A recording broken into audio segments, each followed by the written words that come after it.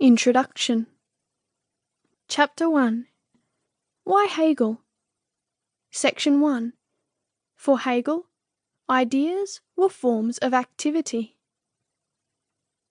Anyone who is interested in social movements should study Hegel, and that includes someone who is committed to fighting for or against a particular social movement, as well as anyone with a wide-ranging interest in social movements and social change in general.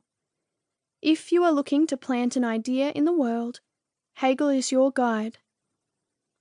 As a philosopher, Hegel's subject matter is ideas, concepts. But for Hegel, an idea is not something which exists inside your head, though he did have a psychology as well, and even 200 years later it stands up to criticism very well. Hegel sees concepts as forms of human social activity. Ideas exist and live in the practical activity of human communities as forms of that activity. The consciousness with which people act is an irreducible part of their action. So, a behaviour which is unconnected with a person's consciousness, like a hiccup or goosebumps, is not action in this sense. And so-called thoughts, which have absolutely no manifestation in action, but are mere chimeras, mirages, they do not exist. Hegel does not deal with ideas empirically as psychological objects. He deals with ideas logically. But his logic is something very different from what usually goes by the name of logic. When Hegel is talking about thoughts, he is talking about forms of practice, of social life, and his logic is the logic of social action.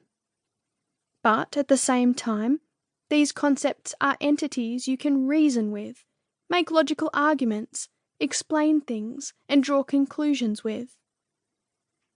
It is not that you first observe social life, abstract patterns from what you observe, and then apply them to describing and predicting social life. That is the model scientists typically have of the processes and concepts they study. You could read Hegel's logic and never notice that the subject matter is human activity, because Hegel makes only occasional reference to thought as activity. Forms of thinking originate in our practical activity, and as we grow up, we learn to apprehend these forms as things in themselves, abstracted from the practical activity in which they are realized. And we learn through experience what follows from what, how far an idea can be stretched, how to distinguish a concept which is stable and reliable from a bad concept which will collapse under the least criticism. We think in the concepts which we have acquired through participation in the various projects which have made up our life. So, the logic of social life manifests itself for us in the logic of concepts. For example, you may hear that all immigrants are the same.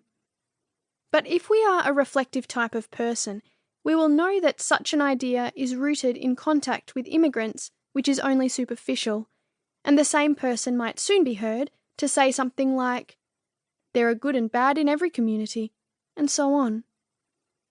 Hegel calls this how identity comes to difference, and it is one of hundreds of conceptual transitions found in his logic. And Hegel shows that this is not an oddity of social psychology, but a movement which is inherent in the concepts of identity and difference themselves. But formal logic will tell you that either they are all the same, or there are differences, one or the other. There's no becoming there. Formal schooling, however, inculcates formal logic, teaching us to categorize things according to their various features and then carry out simple, syllogistic logical operations using these categories. Fish are like that, birds are like this. The ubiquity of multiple choice tests is evidence that this mode of thinking remains as pervasive as ever. The slightest life experience, however, is usually sufficient to convince us that life does not work like those classroom exercises.